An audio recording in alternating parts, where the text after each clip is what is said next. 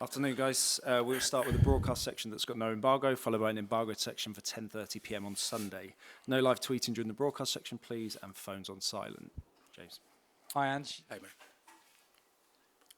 How's everybody come through the international break? Son, Romero and Johnson, are they available for Monday? It's been a pretty good sort of international break for us in terms of guys. It's all right. Should we start that one again, James? Yeah. Go again. No props today, please. No songs on your phones. Go on. And has everybody? How are you? Sorry, it's just a Martin Tyler. How are you, mate? And has everybody come through the international break? Okay, Son, Romero, and Johnson, will they be in contention for Monday? It's been a pretty positive international break for us. In terms of availability, the international players I'll address first. Everyone's kind of back, and medical reports all seem to be good, so no real issues around the guys from a fitness perspective. Also, not just from that perspective, but got a couple of senior debuts with Destiny and Mickey getting some runs in there, and in terms of playing for their national team. So it was a good break. Gio Van Celso played for Argentina as well, which was great. So those guys all came through it well, and then with Brennan, he's had a good, solid couple of weeks of training, which has been good for him with the guys who've been left alongside Benton Core, Brian Gill, and they're all good. So in terms of obviously being a Monday night helps us in that respect, but all the international players should be available. Brennan, we'll just see how he goes next couple of days. And how far away are we from seeing Rodrigo Bentancur? We'll be careful with him. He's actually, now he's sort of fully training, so that means, he's into the whole session. We've sort of drip fed him into training the last sort of month, and he's coped pretty well with that. Now he's into full training. We've got to be mindful that he's missed a fair bit of football, but I think the more he trains with the first team over the next sort of few weeks, we'll sort of pick our moment. But he's looking good at training. Like I said, it was great to have him for the last couple of weeks, sort of fully integrated with the guys who are here, and looking forward to getting him back. During the break, you received the Premier League Manager of the Month award for September. Has the start to the season gone better than expected? And following this start, what do you think is achievable for this group of players? Well, both those questions sort of are predetermined by some target I may or may not have had, and they didn't have a target. So wherever we are is where we are. We've had a really encouraging start to the season. Obviously honoured to receive the Manager of the Month, but that's sort of representative of a larger group of people. The coaching staff, all the football department are working really hard at the moment to create an environment and a training sort of base for the players to perform. And fair to say, I think, apart from the results, which have obviously been pleasing, is I think we've had a level of performance in every game, which has made us really competitive against all opponents, home, away. We've had some eventful games within that context, but again, that's kind of given us a real sort of great, strong foundation in terms of the character and resilience of the group. So it's been an encouraging start, and where that leads us, we'll find out. Seb. Hi, Ange.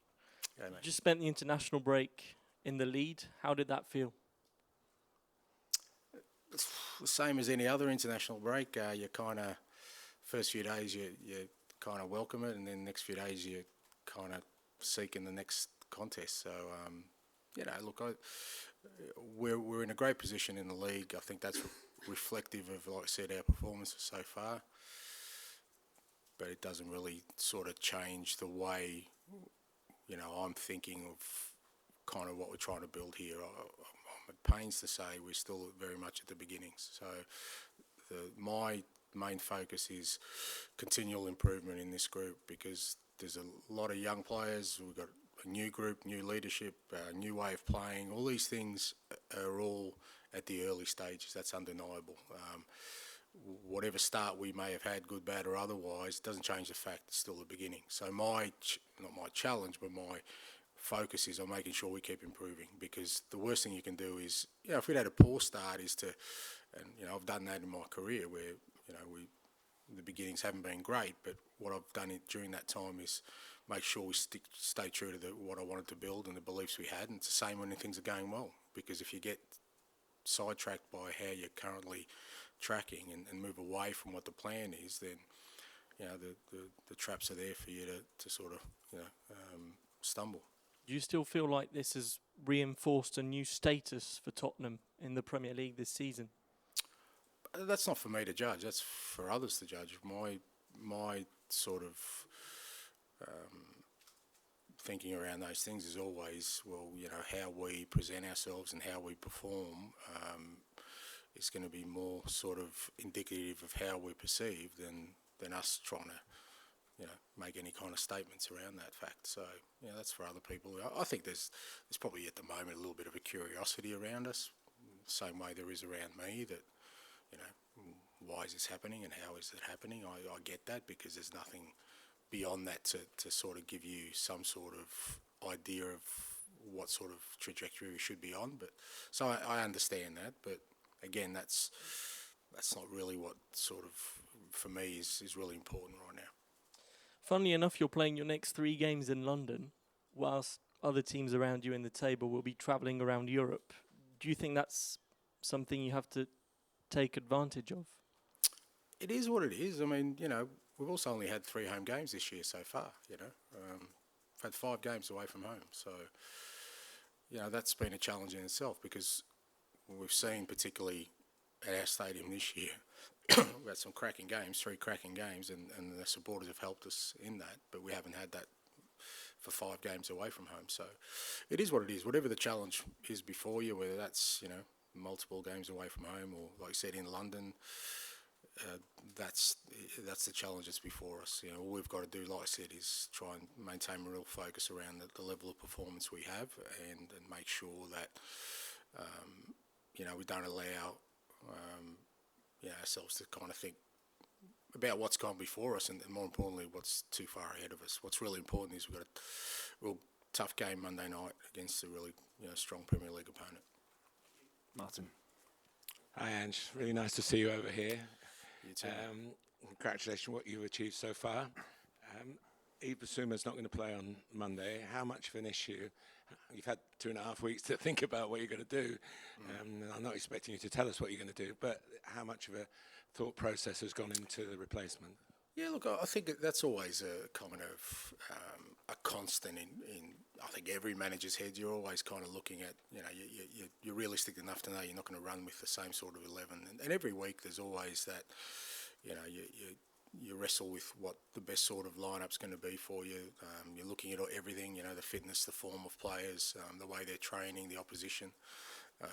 So as you said, with Biss, missing out this game, we had to adjust without him at Luton in the second half, which I thought we did awfully well with 10 men. But we got some options in midfield. Certainly Pierre is a ready-made replacement for Biss, and he's been training really hard. He's obviously probably wanted to play more, because he's pretty much been a constant over the last 2 or 3 years in that midfield spot. And but when he has come on for us, he's done really well. And for me at this stage, he's the logical one to come in. But we've still got a couple of sessions to go. Just one question, and I'm not sure it's been asked before, but I've not been here before. With Harry Kane going, it seems, looking at the results and the performances, that everybody else in the group has taken on a little bit of extra responsibility. That's what it looks from the outside. Is it the same from the inside? Yeah, it's not something you consciously do. Ultimately, the players know that if you're around long enough that no one, well, very few people stay in the one spot forever, and people come and go. And obviously Harry going was a significant sort of exit for us as a football club, as much as it was as a football team, because he was such a strong force for so long.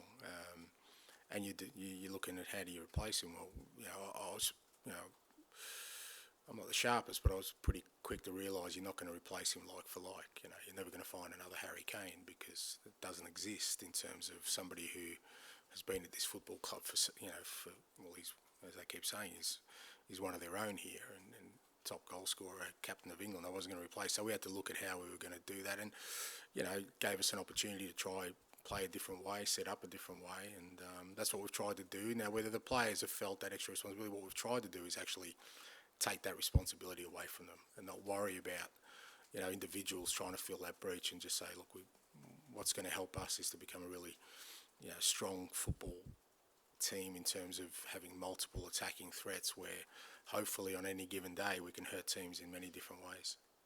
Thanks, mate. Down to Rob, please.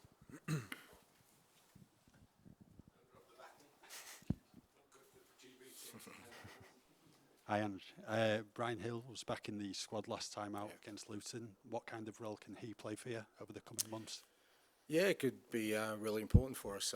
He's one, like I said, last couple of weeks. It's been great to have him just working really hard at training. He's obviously missed most of all of this season so far, and well chronicled that we lost Ivan and we lost Mano, who kind of play in that left wing sort of position. So having Brian fit and available again is great for us.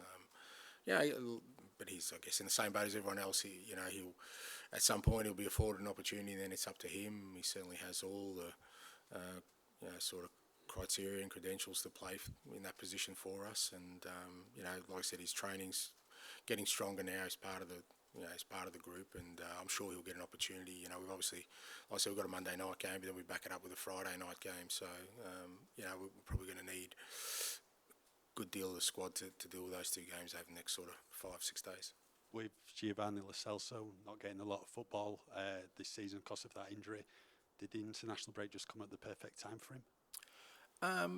In a sense, I mean, like I said, the pleasing thing is that he's obviously very highly regarded within the Argentine setup because they always call him up, and he played in both games. He didn't play significant minutes, but again, he played in both games. He played 15-20 minutes in the second game, so it's great for him and his sort of confidence. Like I said, he's kind of unfortunately had a disrupted early part of the season for us. But again, another player who we haven't really had a contribution from, and I guess that's a pleasing thing for us. As good as we've been, there's still a few players we've mentioned so far. Brennan and Bentancur, Gill, Lo Celso, who haven't really played at all for us yet. So having them back, just even in terms of training, raise the training level, and hopefully, they're the kind of things that hopefully will give us that sort of focus to maintain and keep improving our performances. Because when there's competitiveness around the squad, training and playing, that's just sort of guards against any sort of complacency or anyone sort of feeling comfortable about things. Since your last press conference, Johan Lang's been appointed as technical director. Can I just get your thoughts on the appointment and what will he bring to Tottenham as you build for the future? Yeah, look, I've had a good couple of chats with Johan now since he's been appointed, and I think it's fair to say it's a position that we needed to fill, and with all sort of big football clubs now, they've become such an important part of the function, knowing that for the most part, recruitment these days, I said I think a couple of weeks ago, there aren't too many hidden gems out there. Everyone knows, what's out there, and, having people who are really adept and qualified in sort of seeking out the ones that are going to be a good fit for us are important, and that's kind of Johan's brief, and looking forward to him getting started. And obviously we've got the January window not too far around the corner, so I'm sure he'll be keen to get involved as well. We'll finish this section with George, please.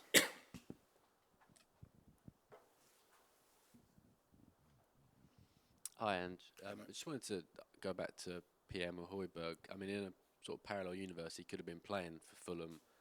They wanted him on transfer deadline day. No move sort of went through. I guess a lot of players in that situation, might have struggled afterwards, but it seems he's been the constant professional. I think he played the next day at Burnley. He obviously was very influential against Liverpool and Luton.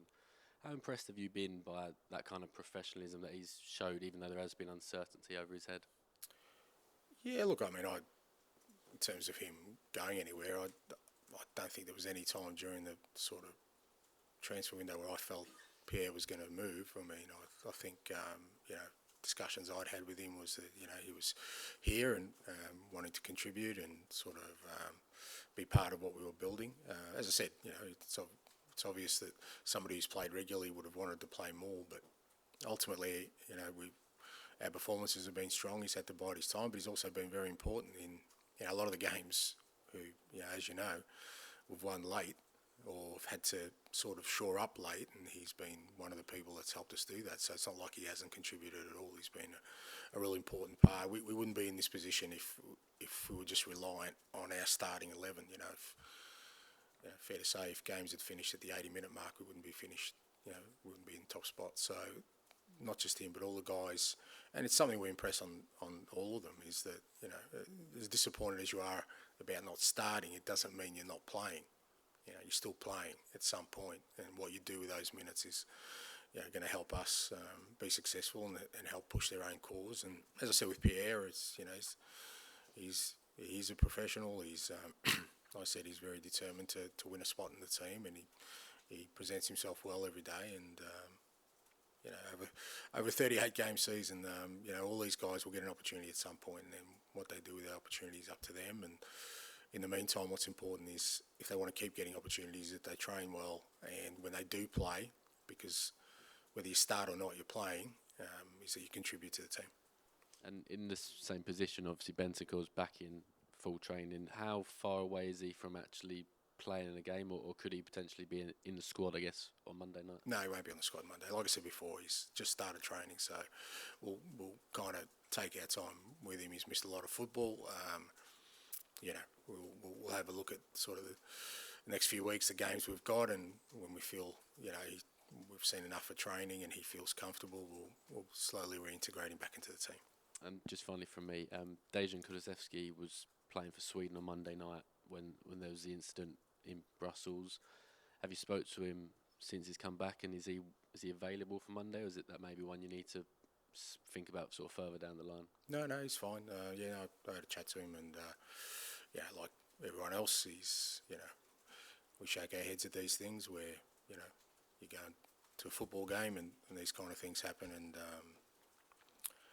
it's it's sad, and it's kind of confronting how close it comes to your own world. Decky's fine. He's back. He trained yesterday with the team, and he's ready to go. Cool. Okay, we'll end the broadcast section there. We'll move on to the embargoed section for 10:30 p.m. on Sunday. Darren?